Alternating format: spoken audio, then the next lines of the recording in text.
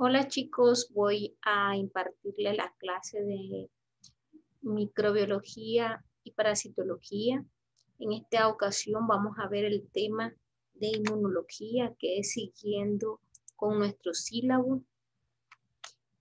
Recordemos que hemos visto las unidades de microbiología, ¿verdad? Donde estudiamos bacteriología, micología, virología, parasitología. Hemos concluido con los temas de parasitología y en esta ocasión veremos qué es la inmunología. Vamos a tener como objetivo eh, principales reconocer las características de la respuesta inmune, identificar los mecanismos inmunológicos de defensa específica y inespecífica, conocer las alteraciones del sistema inmune, que es muy importante. También vamos a definir específicamente qué cosa es la inmunología. La inmunología es el conjunto de mecanismos de defensa que permite a un organismo, en el caso de nosotros, nuestro organismo como seres humanos, de protegerse de los microorganismos agresores, ya sea de la bacteria, virus, hongo y parásitos. Todos estos agresores se encuentran en un medio ambiente y que evitan nuestro organismo, la inmunología evita desarrollar células tumorales y eliminar moléculas nocivas que no requieren nuestro organismo, originadas por su interior, por consecuencia del envejecimiento, por ejemplo, cuando se tiene que eliminar o ha cumplido su ciclo un eritrocito, un leucocito, estos pueden ser eliminados y la inmunidad, que es una barrera de defensa, es una caparazón que tenemos de defensa, se utiliza para defendernos y para eliminar lo que no necesitamos. Nos evita enfermarnos, ¿verdad? De cuando existe una infección, mueren muchos soldaditos o células de defensa. También cuando ocurre un traumatismo o el crecimiento de algunas células neoplásicas que nos pueden causar daño. La función principal de la inmunidad es esencialmente eh, importante para nuestra vida. Sin inmunidad no podríamos sobrevivir ante el medio ambiente. Nos permite preservar nuestra identidad e integridad porque tenemos células eh, independientes para cada ser humano. Reconoce moléculas, ya sea internas, que se encuentren de forma nocivas, y distingue de las propias de las extrañas. Ese es un aspecto muy importante que podemos tener. Además, las células que participan en la inmunidad, tenemos los polimorfonucleares, los monocitos, las células dendríticas, los linfocitos, las plaquetas. Todas ellas se sintetizan en la médula ósea y cada una de ellas tiene su origen o su línea celular. En la médula ósea se encuentran todas las células jóvenes que luego son precursoras de las células que circulan en nuestra sangre, como ya habíamos mencionado, los leucocitos, los eritrocitos, que son los glóbulos rojos. Los leucocitos van a estar divididos en 5 tipos de leucocitos: los neutrófilos en banda, los neutrófilos segmentados, los linfocitos, los segmentados, los eosinófilos y los basófilos. Todos ellos, cada uno de estas células, participan en nuestras defensas correspondientes al agresor que nos pueda atacar. Los neutrófilos actúan contra la bacteria, los linfocitos contra los virus, los eosinófilos y los basófilos contra los parásitos. Los polimorfonucleares, como la palabra lo dice, son células blancas que se encuentran multinucleados, su núcleo, valga la redundancia. Estas células son pluripotencial o basal de la médula ósea, se el mieloblasto, que por mitosis sucesiva y proceso de maduración dan lugar a la formación de promielocitos, mielocitos y finalmente un polimorfonuclear de los 3 tipos que ya les mencioné anteriormente: los neutrófilos, los eosinófilos, los basófilos. Son 3 tipos que se encargan de defender cada uno de ellos a un microorganismo según el que ataque en ese momento. Tenemos los monocitos y los macrófagos. Los monocitos también son células del tejido sanguíneo, donde estas células pueden estar en circulación y son mononucleares, solo poseen un núcleo y dan lugar a la formación de monocitos. Este entra en la circulación y al pasar los vasos sanguíneos por cualquier necesidad que tenga nuestro organismo, pasa a los tejidos y se transforma en macrófago. También da origen a células del sistema retículo endotelial o células fagocíticas que se fijan, de tales como las células de Cooper en el hígado, los histiocytos, las células gliales del sistema nervioso central y los osteoblastos, que son las células que forman el hueso. Los macrófagos producen una serie de moléculas que participan en el proceso de inflamación y varios de los factores del sistema de complemento. Las células dendríticas se originan en la médula circulante en la sangre y colonizan los órganos linfoides y los epidermes. En donde se halla células de Langerhans, estos son responsables de presentación de los antígenos a los linfocitos. Quiere decir que las células dendríticas identifican a un virus y se lo presentan a los linfocitos, quienes van a ser los encargados de eliminar este tipo de microorganismos. Existen diversos linfocitos, los linfocitos T, los linfocitos B. En el caso de los linfocitos en general, son células basal que se originan en los linfoblastos, y de estos los linfocitos que al salir de la médula ósea migran hacia los órganos linfoides para colonizarlos. Circulan no solo por los vasos sanguíneos, sino también a través de los conductos linfáticos. Esta célula es de mayor jerarquía, o sea, tiene un tamaño mayor y participa en diversos procesos infecciosos por virus. Vamos a definir otros conceptos importantes como antígeno y anticuerpo. Antígeno se le va a denominar o se le va a llamar a toda molécula aislada o presente en un microorganismo o célula, capaz de inducir una respuesta inmunitaria. Quiere decir que nuestro sistema inmune va a reaccionar ante cualquier agente extraño. Este agente extraño puede ser un parásito, puede ser una bacteria, puede ser un virus, puede ser hongo, puede ser cualquier alergeno. En cambio, los anticuerpos es una proteína llamada también inmunoglobulina producida por las células plasmáticas y capaces de reaccionar con sus antígenos. En el organismo producen aproximadamente, ¿verdad?, anticuerpos distintos para cada antígeno, por lo cual la reacción antígeno-anticuerpo es específica. Siempre va a ser para cada anticuerpo un antígeno. No es que cualquier célula, linfocito, ya sea linfocito o neutrófilo, va a atacar una célula que ya tiene acoplado en su superficie el acoplamiento de la terminación antigénica. Entonces, ya está dirigido para quién se va a aplicar. Otros conceptos importantes, ¿verdad?, que son procesos que realizan este tipo de contacto con bacterias, virus y hongos. Existe un método de fagocitosis, inflamación y la participación de las proteínas C del membrana. La fagocitosis, como todos sabemos, ¿verdad?, es donde engloba una partícula, la coloca dentro de su citoplasma, en la vacuola y la elimina.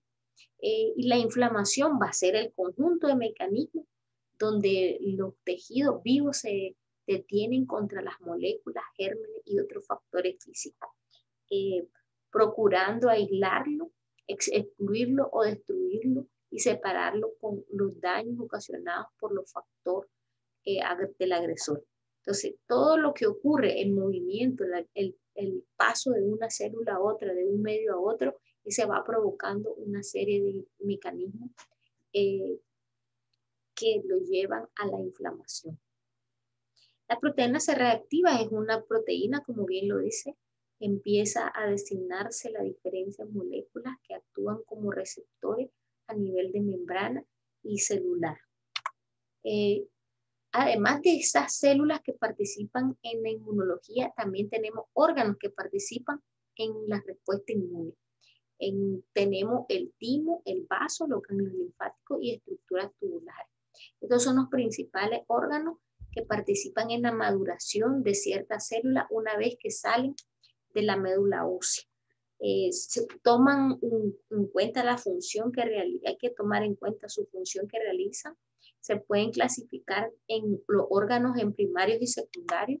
Los primarios van a dar lugar a la generación de células que conforman el sistema inmune, la linfopoiesis, y además existen un microambiente idóneo, de modo que los linfocitos adquieren su repertorio de receptores específicos para cada tipo de antígeno. Mientras que los segundos son los órganos secundarios, se van a encargar de hospedar a la célula, capacitándola para que funcionen adecuadamente para interactuar con los microorganismos y antígenos atrapados por el órgano o en el entorno adecuado para que la misma interactúe con dicho agente extraño y organismo y lo elimine.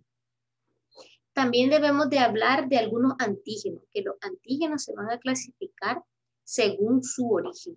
Los antígenos pueden ser exoantígenos, exógenos, pueden ser también autoantígenos y pueden ser halógenos u homólogos. En el caso de los antígenos exógenos, son los que viven afuera, ¿verdad? Y pueden haber de varios tipos como el polen, el polvo, heces de ratas, proteínas de la leche, la bacteria. Estos viven como producto de estos podemos padecer de una enfermedad clínica con sintomatología como diarrea, asma, tifoidea.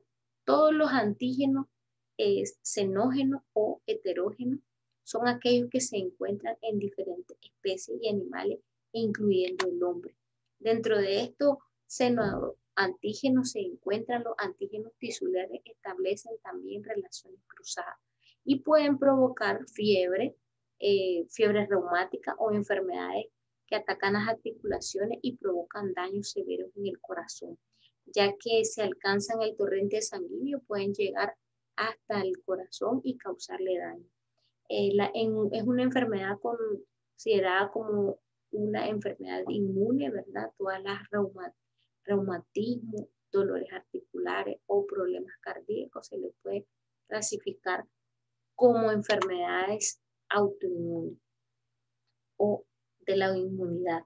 Los autólogos, estos se encuentran al tipo de autoantígeno, quiere decir que en nuestras células poseemos alrededor de ellas unos antígenos que pueden reaccionar con nuestros propios anticuerpos.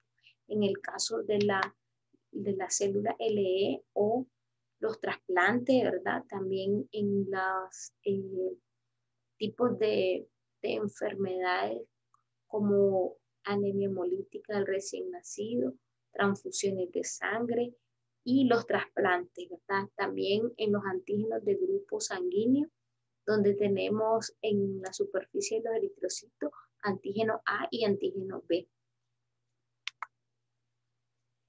Vamos a hablar un poquito de los tipos de inmunidad. Nosotros tenemos, aparte de conocer las células que participan, los órganos que participan y también los tipos de antígenos que nos pueden atacar, tenemos que la inmunidad va a actuar de diferente manera y tiene dos tipos, una natural, una inducida o artificialmente. La natural puede ser innata o adquirida. La inducida artificialmente puede ser por vacuna o por sueroterapia. Los mecanismos de defensa del huésped pueden ser por barreras naturales, mecanismos inmunitarios, mecanismos específicos de la inmunidad y sistemas complementarios o amplificadores de la respuesta inmune. Las barreras naturales son factores genéticos como en el caso de la piel y la mucosa, ¿verdad? Donde tenemos una barrera mecánica, la flora normal que se encuentra en nuestra piel, el cambio de pH, la descamación, la piel impide la penetración de microorganismos o al menos que exista en ella alguna alteración física. La mucosa es uno de los mecanismos inmunes. También la presencia de inmunoglobulina, en este caso inmunoglobulina A. Los mecanismos no inmunes tenemos la flora normal, la mucina, que es el moco, y las sustancias biológicas que tenemos en nuestro cuerpo. Los mecanismos inespecíficos de defensa están acompañados de cambios hemodinámicos, de cambio de permeabilidad, aumento de las células fagocíticas. Dijimos que en una inmunidad debemos de tener tanto mecanismos como acciones importantes para eliminar cualquier agresor que se nos presente. Los mecanismos específicos de defensa, como la fagocitosis, es donde participan diversas células, en este caso principalmente los polimorfonucleares y monocitos, los fagocitos fijos o macrófagos, la quimiotaxis, que va a ser fase de la fagocitosis, ¿verdad? Luego tenemos la quimiotaxis, la ausonización, la fagocitosis en sí y la muerte celular o la muerte del microorganismo. Los mecanismos inespecíficos de defensa, tenemos la fiebre, existen diversas enfermedades que nos pueden causar fiebre, el estímulo pirógeno o exógeno, los microorganismos intactos, la endotoxina gran negativo, el complejo antígenos-anticuerpos. Todos estos son mecanismos inespecíficos de la defensa. El estímulo de los pirógenos y endógenos, como la citoquinas 1L1, llamados también macrófagos. Los mecanismos específicos de la defensa del complemento, tenemos función del complemento a través de la lisis. La lisis es una destrucción, la neutralización viral o de cualquier microorganismo, anafilotoxina, quimiotaxis y opsonización. Todos ellos son mecanismos específicos de defensa.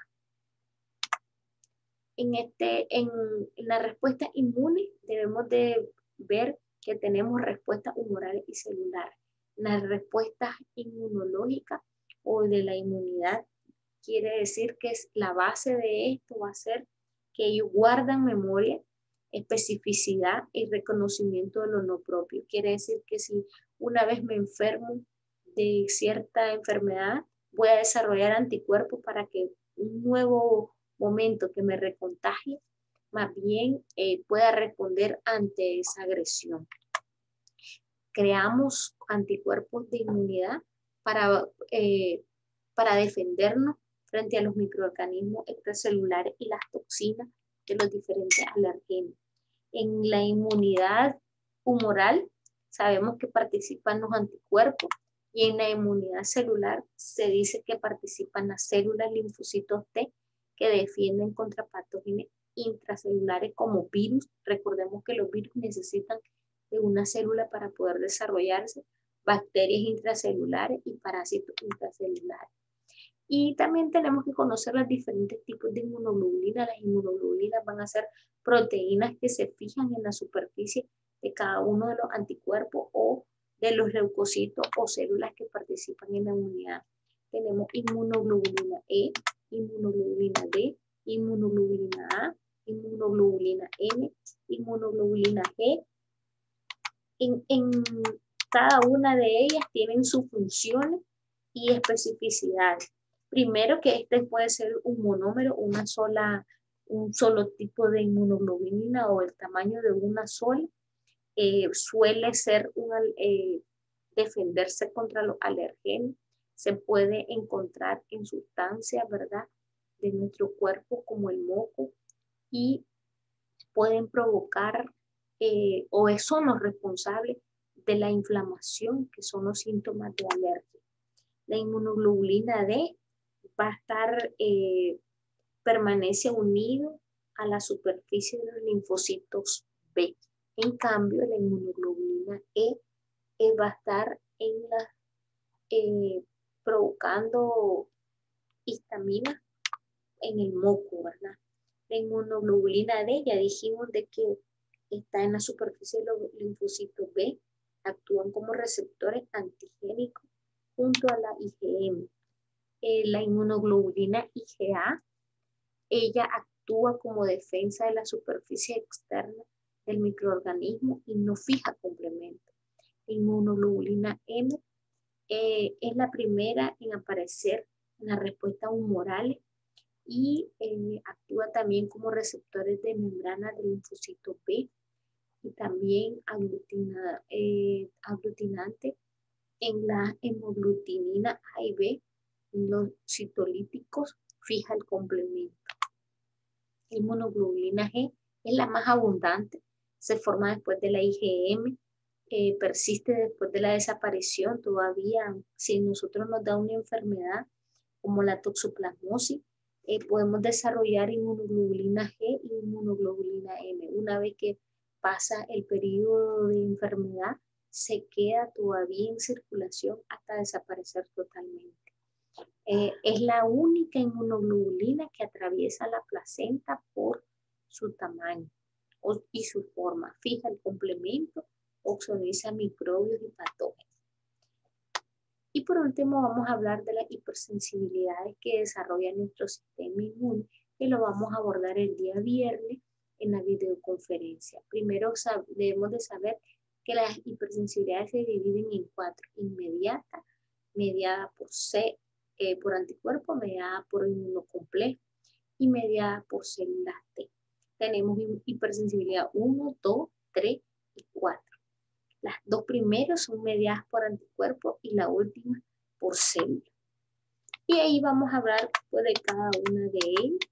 Para el día viernes, ¿verdad? Les completaría la conferencia. Esto fue un acápite donde debemos de ir dándole introducción al tema. Buenas noches, muchachos. Bueno, esta noche ahorita nos veríamos en la videoconferencia del día viernes a la 1 de la tarde.